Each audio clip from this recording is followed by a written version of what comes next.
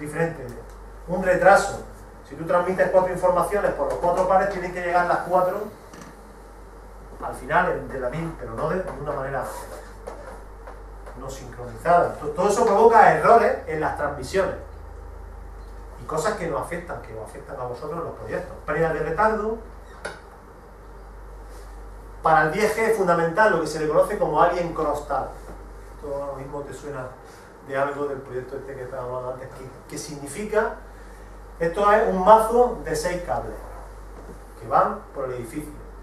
Para el 10G, para transportar 10 gigabits por segundo, es necesario tener medidos las interferencias que provocan los cables, todos los cables sobre uno. No como hemos visto hasta ahora que poníamos entre los pares de un único cable, sino todos los cables sobre uno. ¿Vale? Porque eso afecta a la comunicación. ¿Vale? Todo esto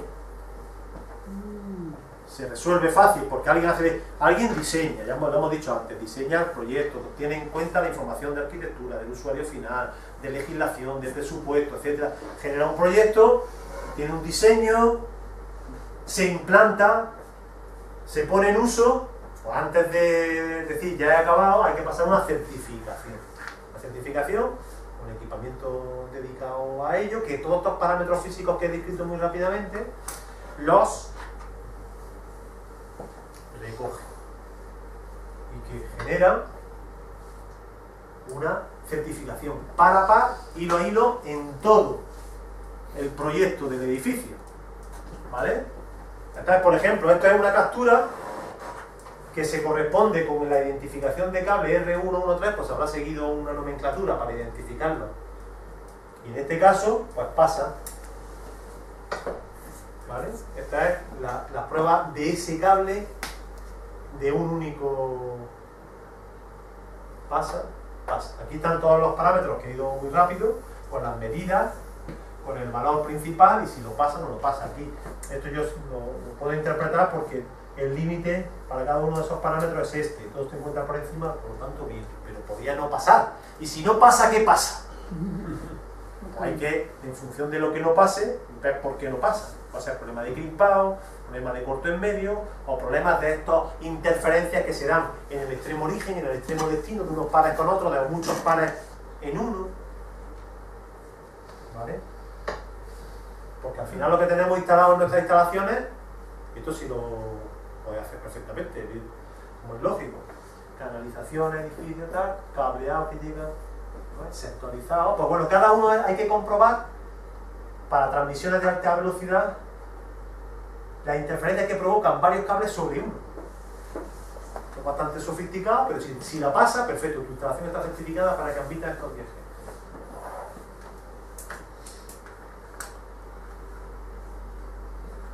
Fibra óptica que me lo salto.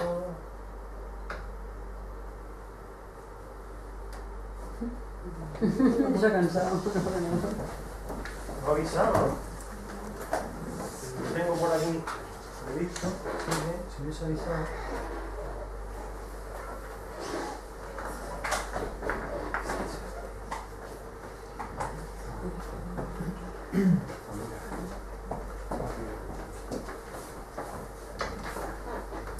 Lo mismo para la fibra óptica. Lo mismo para cobre, para la fibra. ¿Vale? Ah, pues mira, esta tiene un fallo. Me he cogido una certificación, pues te muestra.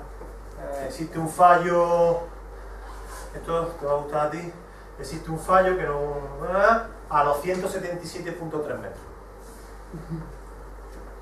¿Vale? Entonces... Va bien, entonces...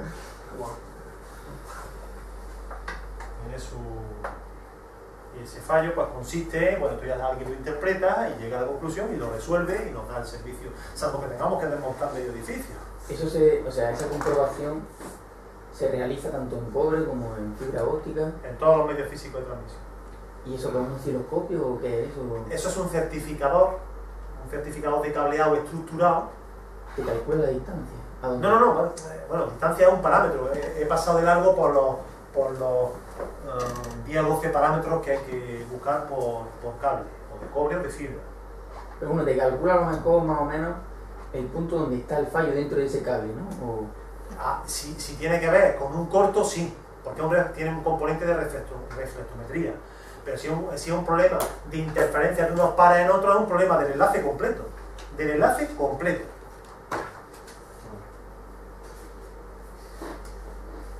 Unas cosas que hacen muchas veces, que en los extremos el cable tiene que cortarse medio centímetro para crimparlo al conector.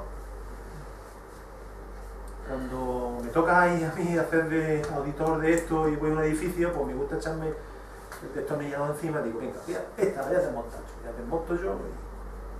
Y gente, pues sí, coge un porcentaje de tomas y entonces hay que verlo con la suficiente. Y no sé, tengo manos para encontrar las que ya cada vez menos, porque la gente cada vez se profesionaliza más y los instaladores lo hacen bien. Pero, por ejemplo, poner el conector aquí implicaría unos errores en las transmisiones en la parte de este lado del conector que afectaría a toda la comunicación, y el certificado chilla y lo detecta. Hay clientes que os van a decir, porque esto cuesta dinero, certificar. Si hay 100 tomas, certificar 100 tomas cuesta dinero, bastante dinero. ¿Vale? A lo mejor hay clientes que optan a decir que yo con el 10% me es suficiente. Si tú certificas 10% de toma elegida al azar, me es suficiente. Perfecto. Nosotros en la universidad certificamos el 100%. ¿Pero por qué lo hacéis vosotros? No, se contrata. Lo que hacemos nosotros es luego ir con nuestro equipo de medida y ya sí coger al azar y comprobar que efectivamente lo que no ha llegado es lo que hemos medido nosotros. Y si tenemos dudas, antes del día follón, cogemos un tercero, le pagamos un informe y decimos, dínoslo tú, lo que has medido, porque ya sabemos que hay lío. Entonces ya va al instalador o al constructor y dice, mira, esto no coincide, ¿no? Esto es que es muy importante porque luego afecta al uso que el edificio, sobre todo en estos ámbitos científicos, van a tener. Tú te gastas 1.000 millones de pesetas, los que hablamos todavía en pesetas a estas magnitudes, en un aparato que es capaz de hacer unas monitorizaciones o lo que sea fantástico, y luego no te funciona, o no te funciona como es, pues, ¿qué estamos haciendo? Esto debe de estar muy bien. Y también tener una certificación de esa, bueno, en un edificio público te da igual, pero en uno privado también le sumará valor, ¿no? En ambos ámbitos, siempre, en ambos ámbitos, en todos los ámbitos. Si yo fuese... Si lo quisiera aprender, me refiero. Le sumará valor que no. Por supuesto. Muy buena perspectiva, porque efectivamente esto es valor. Si está bien hecho, tú lo certificas y tú... Esto es una commodity, entre comillas, que tiene su valor. Esto no suele ser barato. Y cuando hay problemas de presupuesto, existen los intentos de buscar la manera de, sin infligir mucho, pues buscar y salir del paso, pero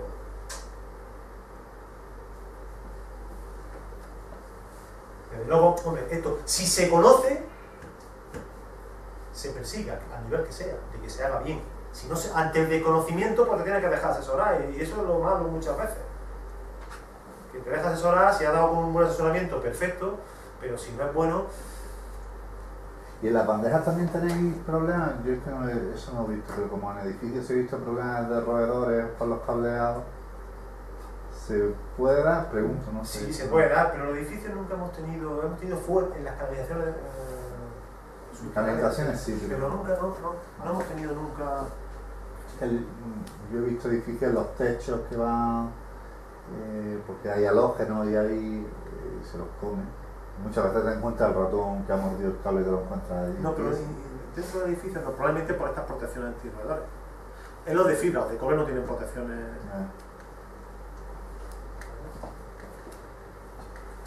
Cuando hablamos de fuentes electromagnéticas, ahora que has dicho halógeno, por favor, importante. Estamos pensando en las líneas eléctricas, esto es obvio, pero es que esto también es una fuente importante de emisión electromagnética. Por lo tanto, una instalación aquí debería ir por el centro. Los motores de los sensores, pero los halógenos es algo que es lo que no, y eso es un problema. Ojo, alguna vez nos ha pasado, algún descuido de no sé quién haya sido, pero no ha pasado eso, ¿no? Revisas la instalación y te encuentras con este problema. Bueno, ¿Esto por dónde pasa? Esto pasa por dos estadios, principio y final, en medio de lo que está contando. El principio, porque llega alguien que es el cliente y plasma, no sé si esto pasará en el ámbito privado, no tengo experiencia mucha al respecto, pero luego yo lo aconsejo siempre que se me pide consejo, y no se falla. Debe haber un proyecto de red de telecomunicaciones para el edificio del que se trate, que recoja todo esto que estamos mencionando esta mañana y cosas que no he podido mencionar y demás. ¿Vale? Es decir, lo que hablaba antes de requisitos, de prestaciones que tiene que cumplir para el uso que va a tener un edificio, tu edificio. ¿De acuerdo? Alguien lo tiene que decir. En el caso de la universidad, pues esto lo dice la propia universidad. En el caso de un centro de investigación, puede aportarlo, ayudar en cuanto a la funcionalidad del usuario final, pero es el responsable del diseño de la red de cableado, de la red de telecomunicación, el que tiene que plasmar este documento de necesidades, de requisitos, de funcionalidades, que además, teniendo en cuenta el apartado que tú has dicho, además con mayor interés, yo lo buscaría, me ha gustado, me anoto el comentario que ha hecho, porque efectivamente es muy, aporta un valor interesante, que forma parte de lo que vale un edificio. Claro que sí, me ha gustado. Y esto termina con una certificación que te entrega. ¿De acuerdo? Certificación porque tiene por parte de alguien el ok, vamos a empezar a usarlo, o no ok, vamos a repasar o a corregir si tiene alguna deficiencia y demás. Esto es lo que debería de concluir un proyecto, ¿vale? Que incluyen todas las pruebas de certificación que hemos visto por los cables, que incluye... Nosotros en nuestra normativa interna, luego le echaré un vistazo, que no se me olvida dar el enlace, decirlo dónde está. Nosotros incluimos un apartado exclusivo de documentación, es decir, que cualquier proyecto de calidad estructural debe de entregarse con esta documentación que exigimos. Evidentemente plano, lógico, plano, distribución de canalización y demás, pero también otros componentes como certificación del 100% de las tomas, de fibra, de cobre, descripción del material utilizado, con características técnicas, porque la obra empieza ahora, pero el edificio empieza ahora, pero el edificio tiene 10, 15, 20, 50 años, entonces la documentación se tiene que poder seguir manteniendo, los edificios no cambian. Bueno, no sé si no cambian, tendréis mayor... En fin, desde nuestra perspectiva no suele, una vez que pone un edificio en funcionamiento, pues no suele tener. Entonces la documentación es clave, para nosotros es clave, nosotros la informatizamos para que la empleen las múltiples agentes que intervienen. Todo esto ¿para qué se hace? Para desplegar una serie de equipamientos de electrónica que da servicio al edificio, que es lo que constituiría la electrónica de red, que es mucha, ya depende de lo que se diseñe, es mucha infraestructura. Las tarjetas que hablábamos antes, esto no es tarjeta, el cable de RJ45, pero podría ser de fibra, lo que sea, ¿vale?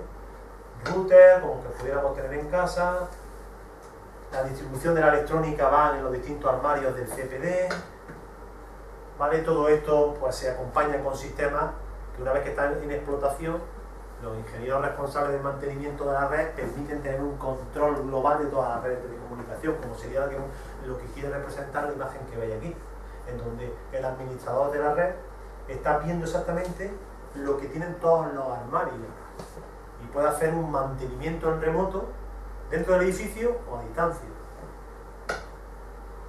¿De acuerdo? Unido a lo que finalmente ve el usuario.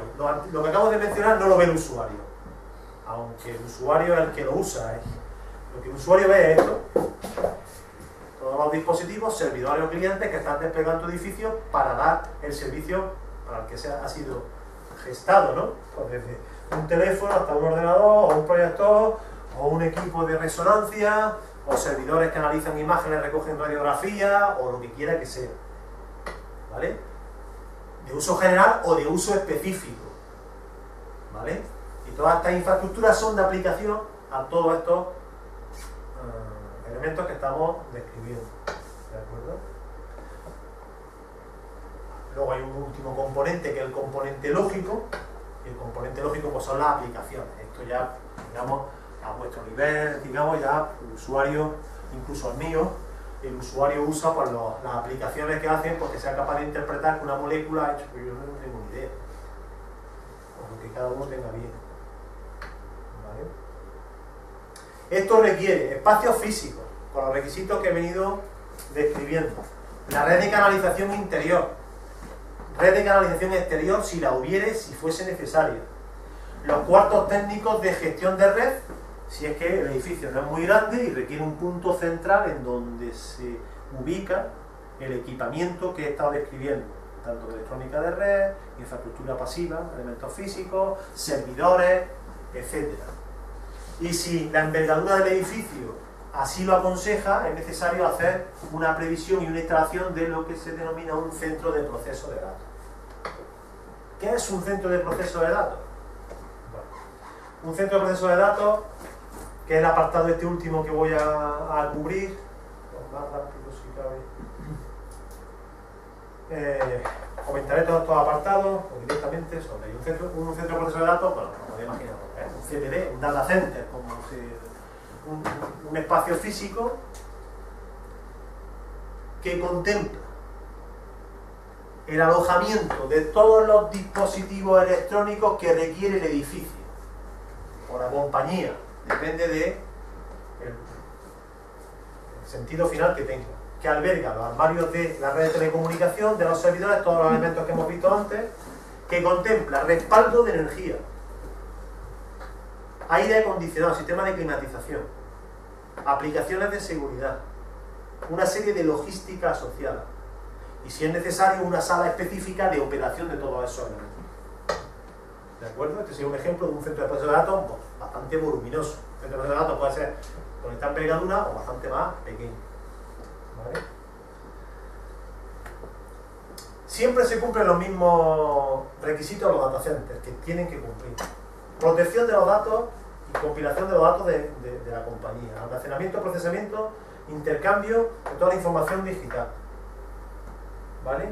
Al final, todo lo que alberga un CPD para la aplicación del edificio que estamos diseñando, lo que debe de asegurar es un funcionamiento 24/7, ¿vale? En todo momento. Para ello es necesario una arquitectura física que contemple todos estos elementos: capacidad de ubicación, seguridad, condicionamiento del espacio físico, tema de alimentación, y la arquitectura, la física, pero también la lógica, con todos los elementos que hemos descrito anteriormente: la electrónica de red, detección, prevención de intrusos, sistema de almacenamiento cargado.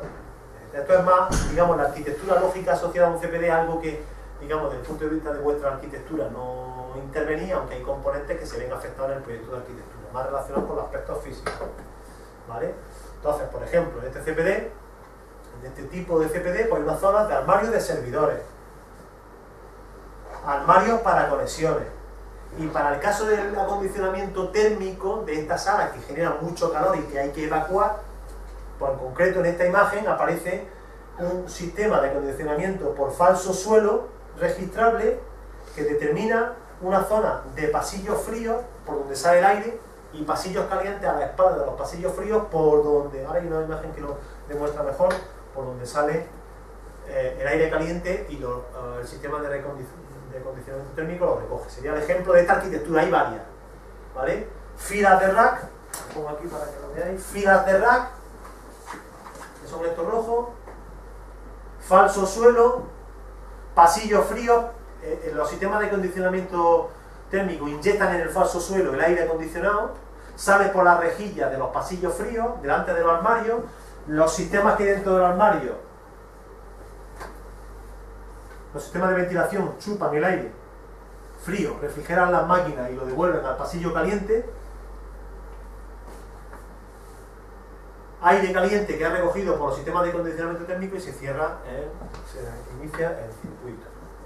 ¿Vale? Un poco esta imagen representa un diagrama de temperaturas de varios CPDs, en donde se ve las zonas de pasillo frío y pasillo caliente. Entonces tenéis información porque puede estar teniendo... Aquí entramos en el tema de consumo eléctrico y esto es un ámbito importante a tener en cuenta de sostenibilidad, ¿no? Al final la factura que paga en el ámbito eléctrico todos estos sistemas y demás hay que tenerlo en cuenta, es el corazón de un buen CPD. Las fotos que tengo son fotos muy grandes. Yo creo que en el ámbito de investigación biosanitario o por ejemplo los edificios que hay en todos los parques tecnológicos de la salud, pues CPD como esto que estoy mencionando, pues de la universidad va a haber uno en todo, en el edificio de servicios centrales del campus, ¿vale? Que va a dar servicio a toda la universidad. Quiero pensar que el hospital tiene otro, y a lo mejor edificios aislados tienen CPD, a lo mejor no de las dimensiones, pero todos con los mismos requisitos. Esto sí es claro, todos con los mismos requisitos. Tema de acondicionamiento térmico, luego le echaré un vistazo con más detenimiento porque he procurado coger fotos que sean muy ilustrativas, ¿no? Pasillos, probablemente tengáis experiencia previa. Falso suelo, acondicionadores, armarios, pasillo frío, caliente, de circulación, y otra vez empieza el sistema. ¿Vale? Suministro eléctrico, hay que contemplar varias fuentes diferentes de suministro eléctrico que además deban de estar soportadas con sistemas de alimentación ininterrumpidos, y hay varias tecnologías, lo iba a comentar pero no tengo tiempo, y grupos electrógenos. Dependiendo de la naturaleza del edificio, habrá que seleccionar todo este tipo de componentes y combinarlo. Esto afecta al proyecto enormemente, en cuanto a espacios, en cuanto a cuestiones eléctricas, construcciones, etcétera, ¿vale? Sistemas de detección y extinción de incendios, ya no me refiero al edificio, que por supuesto sino del propio CPD. Bueno, estos CPD son recintos que albergan muchos miles de millones de euros, de pesetas o de céntimos. Sí. Entonces no podemos permitirnos el lujo de que se produzca un incendio y todo se vaya al traste. A lo mejor por los medios físicos no nos importaría, negativo, ¿no? Pero ¿qué pasa con la información? Aquí lo importante es la información. Y acordaros con el... de acuerdo, entonces hay detección, sistemas detectores y sistemas de extinción. Los sistemas de extinción que se utilizan en estos CPD son específicos para los CPD, ¿de acuerdo? Entonces, por ejemplo, uno típico, hay varios, agua nebulizada, gas F13, como es el que representa las imágenes que hay aquí, que esto es un gas, no sé si lo conocéis, que tiene la característica que ese gas consume el oxígeno que hay en un recinto. Entonces se aprovecha ese principio para que en un CPD, imaginaos que fuese esta sala, existe una bombona de estas calculada para consumir el oxígeno que hay en esta sala. Si el sistema de detección de incendios detecta que hay un incendio y llega a decir que hay un incendio, se suelta el aire que hay de este gas en estas bombonas en el recinto e instantáneamente se consume todo el oxígeno. Si se consume el oxígeno, se apaga el fuego. Entonces es muy típico, ¿vale? Si le pilla a alguien en el CPD, pues tenemos aire en los pulmones, lo que no, a lo mejor del infarto por el susto, porque eso pues, pega un pequeño ruido, una explosión y tal, pero sí se puede... Normalmente esto no es un sitio que esté habitualmente gente trabajando de diario, es decir, que se accede muy esporádicamente, pero te podría pillar. Se puede morir del susto no por falta de aire, porque aunque no tenga aire para respirar, tienes suficiente aire que te aguanta bastantes segundos para llegar y salir, pero ya el incendio lo ha evitado, ¿no? Sistema de detección, perdón, de control de acceso, hay múltiples, no me da tiempo a describirlos con detalle, la red debe de poder soportarlo, de admitirlo, sistemas de videovigilancia, de muchos tipos, de muchas clases, ¿de acuerdo? Para control en remoto o local o interno, ¿de acuerdo? Con una distribución de los racks que siguen una arquitectura y que para muchas aplicaciones no es necesario montar una infraestructura física en un edificio concreto, sino una infraestructura móvil. Estos son imágenes de un CPD en un cubo, un armario móvil. Hay empresas que se dedican a esto, claro. No es el caso de los edificios, un edificio de investigación, que si se pone en marcha un edificio como el que aquí no, pues la infraestructura está para siempre, no está. Pero hay muchas aplicaciones donde, en fin, pues para que tengáis esa visión global, pues existen esa opción. Sistemas compactos, vamos a ver una de las cosas que vamos a ver ahora, es un sistema compacto de CPD, como el de la figura, en donde el CPD está restringido a este cubo, de manera que, porque aquí el coste del metro cuadrado de un CPD típico es el coste de refrigerar toda una sala, de suministrar seguridad a toda una sala, temas de detección, videovigilancia, mientras que los sistemas ocupan espacios muy reducidos. Si tú todos esos equipamientos los puedes confinar en un espacio físico muy concreto, todos esos costes se reducen enormemente. Y esto se está usando en estos últimos tiempos bastante por... ¿vale? Vamos a ver un ejemplo. ¿De acuerdo? Todo esto está regulado y se utilizan estándares. En concreto el TIA 942 y en donde existe una clasificación de los tipos de CPD que se llama TIE, que combina para esa clasificación, combina esos parámetros: disponibilidad de un CPD, confiabilidad, gasto estimado de construcción y mantenimiento. Esto es importante para algún edificio biosanitario que tenga unos requisitos de funcionamiento altos. ¿Y esto quién lo define? Como define la aplicación que va a tener el edificio y la criticidad del mismo. Evidentemente, construir un CPD que sea un Tier 1, pues sería para una infraestructura básica. Tier 2, infraestructura con componentes redundantes. Tier 3, infraestructura con mantenimiento simultáneo. Tier 4, la máxima capacidad, infraestructura tolerante a fallos. Por ejemplo, los CPD del Banco Santander son Tier 3, 4. De Telefónica, 4. Los CPD que tenemos aquí en el Mecenas, 2 de los 3 que tenemos, que vamos a visitar, pues yo me atrevería a enmarcarlos por aquí. Si pusiésemos una línea recta, por aquí. No son 4 para algunas cosas, pero no son 3 solamente, porque si hay doble cometibilidad, en fin. Un montón de infraestructuras que lo definen, ¿vale? Ahí os he echado información para tener, en función del tipo de CPD, caracterizado, luego le echáis un vistazo, aspectos arquitectónicos, aspectos de telecomunicaciones, aspectos de suministro eléctrico, ¿vale? Aspectos mecánicos relacionados con cada uno de los tipos de tier, ¿vale? Cuestiones relacionadas con las características físicas, ¿vale? Cableado, rejilla, administración, etc. ¿Qué debía incluir un proyecto a licitar? Los temas vuestros, que correspondan, que no están incluidos, digamos, de una manera detallada, pero sí infraestructura tecnológica, informática, como sin equipamiento, sistemas de acondicionamiento térmico, seguridad, energía, principal y de apoyo dependiendo de lo que se necesite, detección y control y extinción de incendios y mantenimiento de elementos, de todos los elementos, dependiendo de la naturaleza de cada proyecto, pues lo que requeriría. Bueno, os lleváis una serie de bibliografía que recoge un poco más amplio las cosas que previamente con las que he pasado, ¿de acuerdo? Esto es una selección muy básica, ¿vale? Hay muchísima bibliografía al respecto y nada más, en principio, en el aspecto de exposición. ¿Habéis sido pacientes?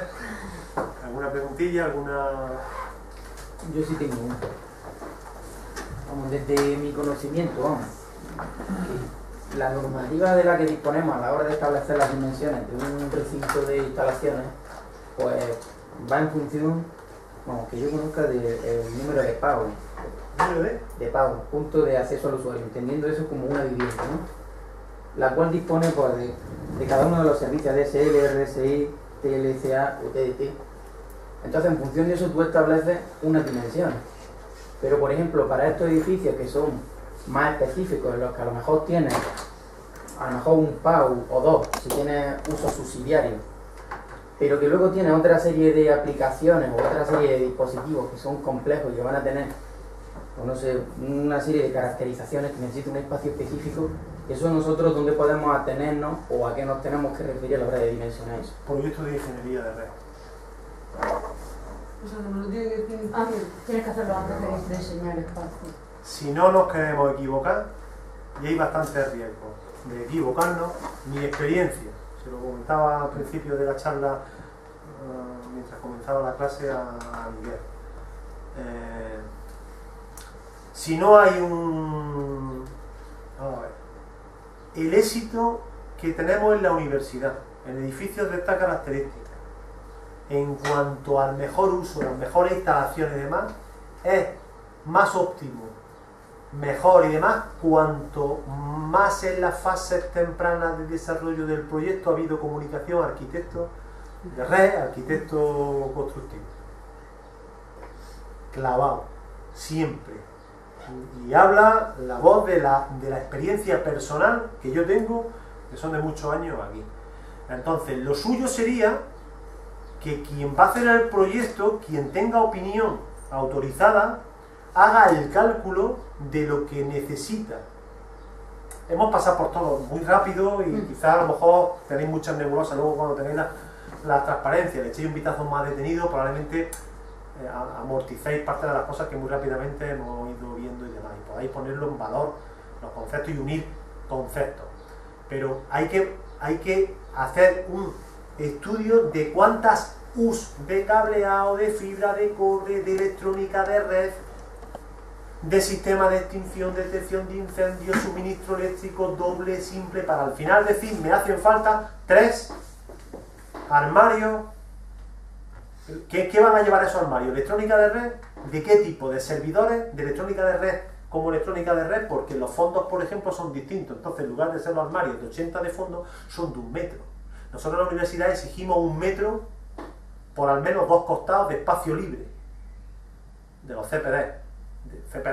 O cuartos técnicos que albergan la infraestructura troncal de un edificio.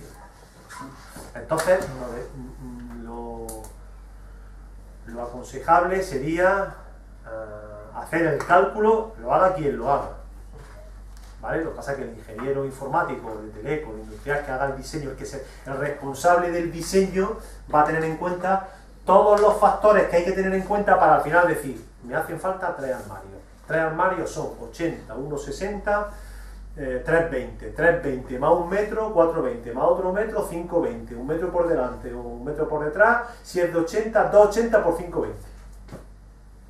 Pues me hace falta que me van a 80. Y a lo mejor te dicen, pues mira, lo vamos a utilizar de zona de mantenimiento de la red de todo el edificio. Pues mira, déjame 2 metros cuadrados más porque vamos a poner una mesilla de trabajo básica, no para que esté ahí una persona trabajando, pero donde vaya todos los repuestos, cableados, todo.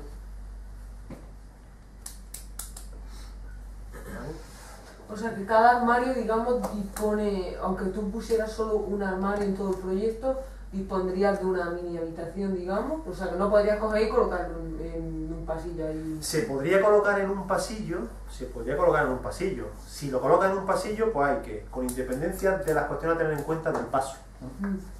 ¿Vale?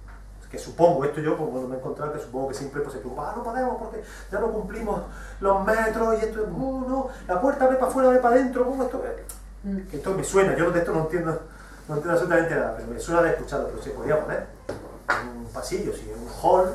Lo que pasa es que ya el armario pues tiene que ser un armario que no acceda a nadie, por tanto que tenga sistema de cerradura, de intrusión. El tema todo se puede restringir a ese armario, en ese pasillo se podría. Hay proyectos donde no es necesario tener un espacio físico dedicado a esto. Por ejemplo, si es solamente un armario y resulta de que va a llevar mucha electrónica de red, significa que varias cosas. Va a hacer ruido, que no he mencionado, por cierto, en ningún momento.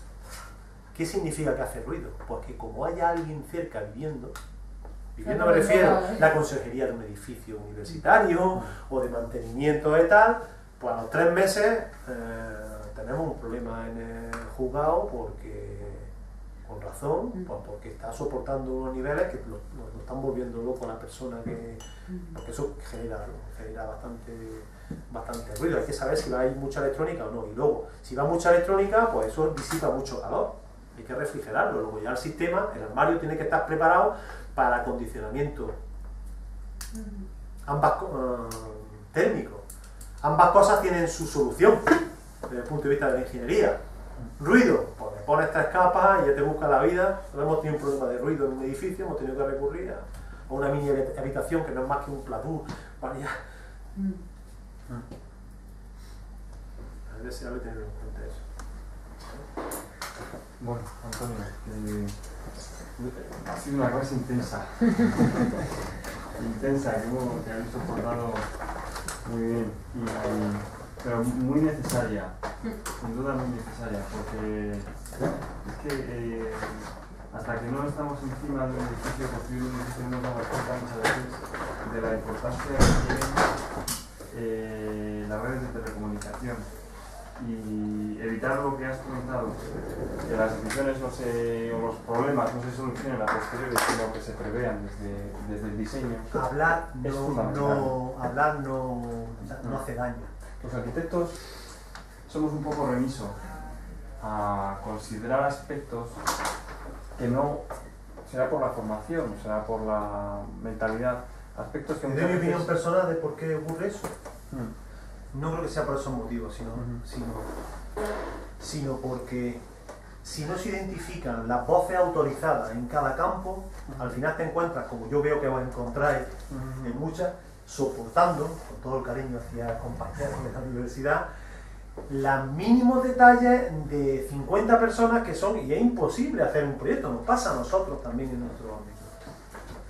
Entonces, identificando el interlocutor adecuado que tiene responsabilidad, pues entonces evidentemente hablar no ocupa lugar. Al contrario, siempre se le puede o no tener en cuenta el consejo, la orientación, las necesidades, las especificaciones, los requerimientos, lo primero que he puesto en la primera transparencia, requisitos, requerimientos, prestaciones, funcionalidades, antes de empezar a tirar una línea, antes de empezar a diseñar la estructura de la red.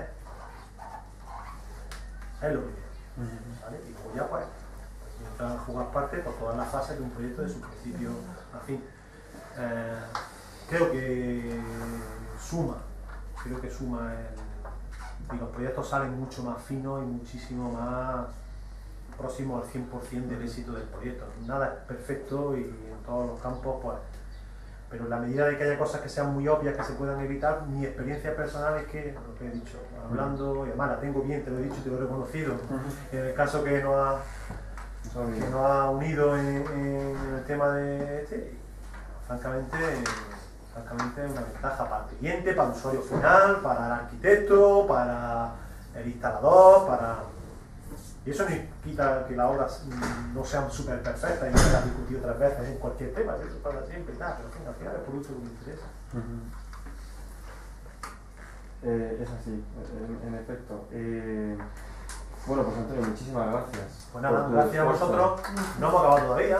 Vamos a visitar rápidamente. Pues si alguien no todo el mundo tiene por qué tener buena opinión de la exposición, pero si a alguien le ha quedado alguna queja, intentar subsanarla sube. La dirección web que dijo que no iba a dar. Sí. A ver, pasará por ahí. Y así, el posible más sabor de buco que haya podido quedar, pues lo vamos a detectar con Los regalos recuerdo de vuestra visita por aquí. Oye, se nota que es un área muy bien tratada por la universidad, o conseguís unas inyecciones y... No, básicamente los estudios de arquitectura que están contentos con nosotros y que nos apoyan con... Bueno, nosotros tenemos entre... pero eso es otra... Perdona, un momento. ¿Qué tenemos ya? Todo el mundo tiene... Sí. Un estudio de arquitectura profesional puede solicitar el asesoramiento del TSIRC de manera independiente, de manera externa, o sea, aunque sea un organismo de la universidad, puede solicitar ese asesoramiento para un proyecto no universitario, por ejemplo, un proyecto privado. Es decir, puede contratar los servicios de asesoramiento. Podría contratarlo, pero no con la dinamicidad que en el ámbito privado tiene. Oye, ¿estás de acuerdo? Sí, que vale, esto, perfecto, adelante. Entonces, en el ámbito universitario existen modalidades para poder llevar esto a la práctica utilizando la Fundación Universidad de Empresas, y no ha sido la primera vez que hemos colaborado con algunas empresas en informe, auditoría, seguimiento de los técnicos especialistas que se han identificado. Entonces existe la forma administrativa para eso, llevarlo a la práctica. Y se plantea, se valora, se ve y se lleva a la práctica sin problema, no se está contemplado. Hay una entidad en la universidad, la Fundación Empresa, UGR Empresa, que permite a empresas privadas contratar el asesoramiento de investigadores, profesores o organismos de la universidad que se dedican a una cosa tan especializada como en este caso las telecomunicaciones. Es posible. Bueno. No tanto en mi caso, tenéis mi dirección de correo electrónico de transparencia, en fin, no me comprometo ni puedo a lo mejor, pero en fin, si os surge cualquier duda, cualquier cuestión que os surja y demás, pues ahí tenéis mi correo. Si me dais el tiempo suficiente para encontrar el momento y demás, pues vamos, con mucho gusto, cualquier duda que haya quedado en el aire o lo que sea, cuando meditéis y podéis echar el vistazo, lo tenéis. Si queréis, para la visita, dejad todas las cosas aquí, tengo reservada la sala hasta las 3, sí. Entonces, vamos a ir vamos a visitar 3 CPP, ¿vale? De antiguo a más moderno, ¿de acuerdo?